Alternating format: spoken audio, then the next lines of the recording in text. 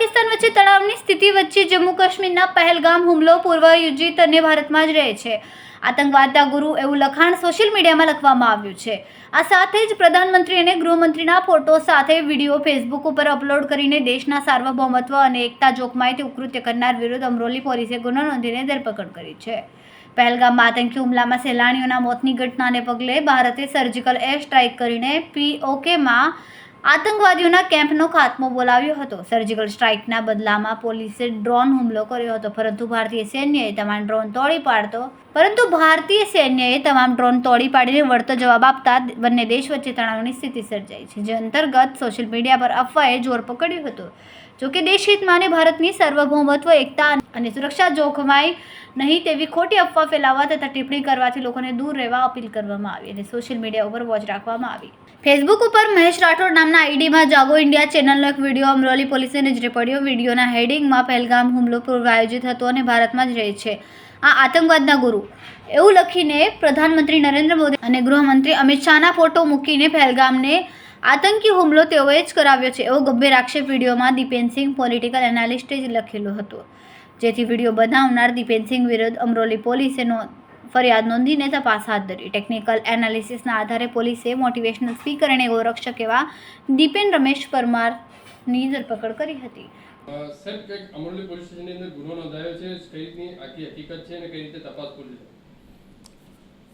Amroli police સ્ટેશનમાં હાલમાં ભારત અને પાકિસ્તાન વચ્ચે જે યુદ્ધનું વાતાવરણ છે અને પરિસ્થિતિ ચાલી રહી છે એ અનુસંધાને સોશિયલ મીડિયા ઉપર ખોટી કોઈ પોસ્ટ કરે અને રાષ્ટ્રને ગેરમાર્ગે દોરવા માટે કંઈ કૃત્ય ન કરે એ માટે સર્વેલન્સ ટીમના માણસો વોચ ઉપર હતા। ફેસબુક, ઇન્સ્ટાગ્રામ દરેક બાબતો તપાસવામાં આવતી હતી। તે દરમિયાન 10 તારીખે રાત્રે જાગો ઇન્ડિયા ચેનલમાં ભારત દેશના સાર્વભૌમત્વ અને એકતા અને સુરક્ષાને જોખમમાં મૂકતી ખોટી પોસ્ટ દીપેનસિંહ પરમારે મૂકેલી હતી, જેમાં એણે ટાઇટલ આપ્યું હતું કે પહેલગામ હુમલો પૂર્વ નિયોજિત અને ભારતમાં જ રહે છે આ આતંકવાદના ગુરુઓ। એ અનુસંધાને એણે વિડીયો પોસ્ટ કરેલો હતો, જે મીડિયાની ખોટી પોસ્ટ અપલોડ કરેલી હતી। એ અનુસંધાને અમરોલી પોલીસ સ્ટેશનમાં એના વિરુદ્ધમાં ગુનો નોંધાયો છે અને હાલમાં આરોપીને એરેસ્ટ કરવામાં આવેલ છે।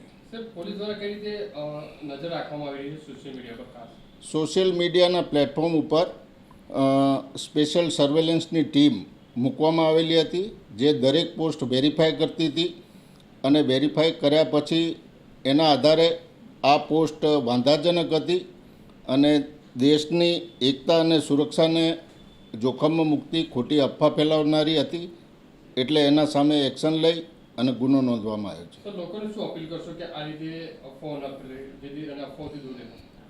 આપણા દેશની અખંડિતતા અને એકતાને, સુરક્ષાને અસર કરતી ખોટી પોસ્ટ કોઈ પણ પોસ્ટ કરશે તો એ સોશિયલ મીડિયા ઉપર પોલીસ દ્વારા વોચ રાખવામાં આવેલી છે।